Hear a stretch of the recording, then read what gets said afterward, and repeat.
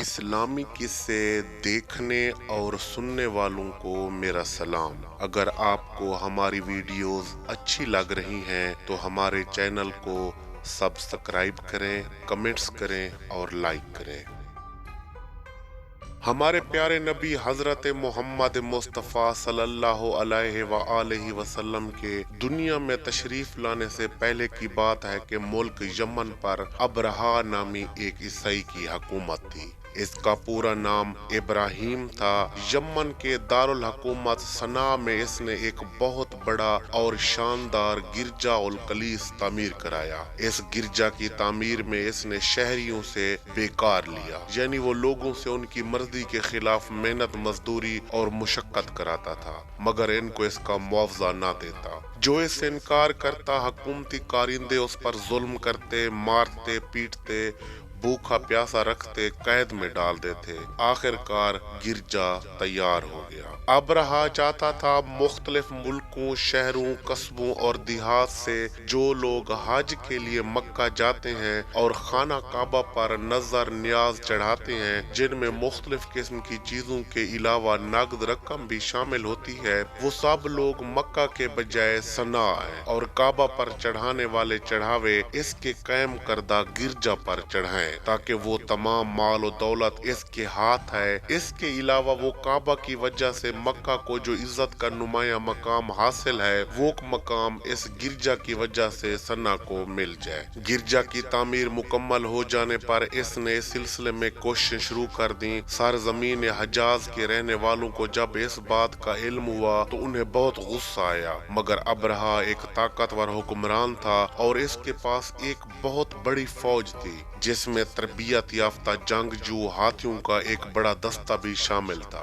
اس لیے وہ اس کا مقابلہ کرنے کے قابل نہ تھے۔ یمن میں بہت سے حجازی بھی تھے۔ ایک روایت کے مطابق ان میں سے ایک نے اپنے غم و غصہ کے اظہار کے لیے گرجا میں گندگی پھیلا کر اسے ناپاک کر دیا۔ ابرہہ کو یہ بات معلوم ہوئی تو وہ غصے سے بے قابو ہو گیا اور لشکر کو مکہ پر حملہ کرنے اور کعبہ کو گرا دینے کی تیاری کا حکم دے دیا۔ یہ خبر سارے زمین حجاز میں بسنے والے عرب قبائل تک پہنچی تو ان میں سخت بے چینی پھیل گئی۔ سمجھ میں نہیں آتا تھا کیا کریں۔ کہتے ہیں چند عرب سرداروں نے ابرہہ کو پیشکش کی کہ اگر وہ کعبہ کو گرا دینے کے اپنے ارادے سے باز آ جائے تو وہ اپنی 1/3 یعنی کل دولت کا تیسرا حصہ اس کی خدمت میں پیش کر دینے کو تیار ہے، مگر وہ نہ مانا اور اپنے ناپاک ارادے پر ڈٹا رہا۔ ابرہہ کا لشکر صنعاء سے روانہ ہوا اور اس نے مکہ کے قریب ایک مقام پر پڑاؤ ڈالا۔ ابرہہ نے اپنی فوج کے ایک حبشی افسر اسود بن مقصود کو حکم دیا کہ وہ مکہ کے قریب جا کر چھاپا مار کاروائی کرے اور وہاں کی سن گن بھی لائے۔ اسود مکہ کے قریب پہنچا۔ وہاں قریش اور دوسرے قبیلوں کے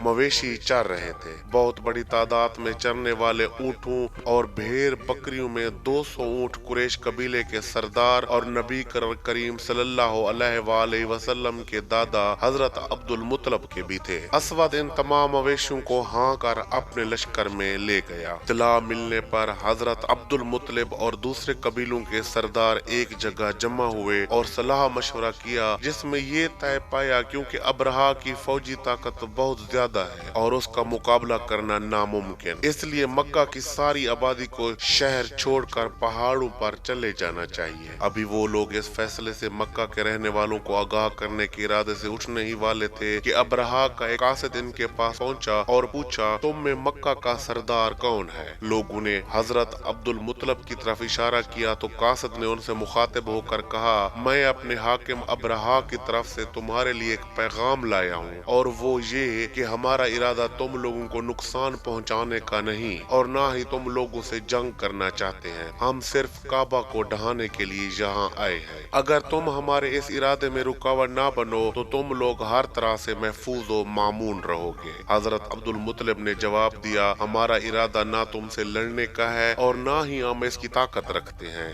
یہ اللہ کا گھر ہے، اگر اللہ کو اس کی حفاظت کرنا ہوگی تو خود ہی کر لے گا۔ قاصد حضرت عبد المطلب کو لے کر ابرہہ کی خدمت میں پہنچا۔ حضرت عبد المطلب ایک وجیح اور باوقار انسان تھے۔ ابرہہ ان کی شخصیت سے بہت متاثر ہوا، بہت عزت سے اپنے پاس بٹھایا۔ بات چیت جیت کے دوران حضرت عبدل مطلب نے ابرہا سے شکایت کی کہ اس کے آدمی ان کے اونٹ پکڑ لائے ہیں اور وہ ان کے حوالے کر دیے جائیں۔ ابرہا نے حیرت سے انہیں دیکھا اور بولا، عبد المطلب میں تمہیں بہت عقل مند سمجھتا تھا، مگر تمہاری اس بات سے مجھے بہت مایوسی ہوئی ہے۔ تمہیں معلوم ہے کہ میں تمہارا کعبہ گرانے آیا ہوں، جو تمہارے لیے بہت زیادہ مقدس مقام ہے اور اس لیے تمہیں سب سے زیادہ عزیز ہونا چاہیے، مگر تمہیں اس کی کوئی فکر نہیں، فکر ہے تو اپنے اونٹوں کی۔ حضرت عبد المطلب نے کہا، اونٹ میرے اپنے ہیں اور کعبہ اللہ کا گھر ہے۔ میں نے اپنی چیز کی فکر کی اور اس کے لیے تم سے بات کی، اس طرح اللہ بھی خود اپنی چیز کی فکر اور حفاظت کرے گا، مجھے اس کے لیے فکر مند ہونے کی ضرورت نہیں۔ ابرہا نے کہا، بس تو ٹھیک ہے، اب کعبہ کو میرے ہاتھوں تباہی سے کوئی نہیں بچا سکتا۔ حضرت عبد المطلب نے کہا، تم جانو اور کعبے کا رب جانے۔ ابرہا نے حضرت عبد المطلب کے اونٹ واپس دلوا دیے اور وہ ان کے ساتھ مکہ لوٹ گئے۔ ایک روایت کے مطابق حضرت عبد المطلب اہل مکہ کے ساتھ پہاڑ پر جانے لگے تو خانہ کعبہ میں حاضر ہوئے اور اس کی زنجیر پکڑ کر دعا کی، اے اللہ، ہم اس کعبے کے بارے میں غمگین نہیں، کیونکہ جب ہم اپنے مال کی حفاظت کر سکتے ہیں تو اپنے کعبے کی تجھ کو بھی ضرور حفاظت کرنا ہے۔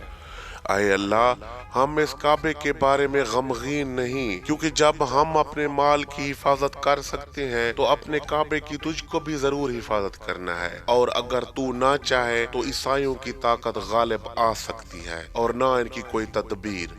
اگر تو ہی انہیں اپنے گھر کا تقدس خراب کرنے دے تو پھر ہم کون تیری مرضی میں دخل دینے والے، تو جو تیرا جی چاہے وہ کر۔ اس کے بعد حضرت عبد المطلب اور تمام اہلیان مکہ پہاڑوں پر چلے گئے اور گھاٹیوں میں پناہ لی۔ اگلی صبح ابرہا نے اپنا لشکر مکہ کی طرف بڑھایا۔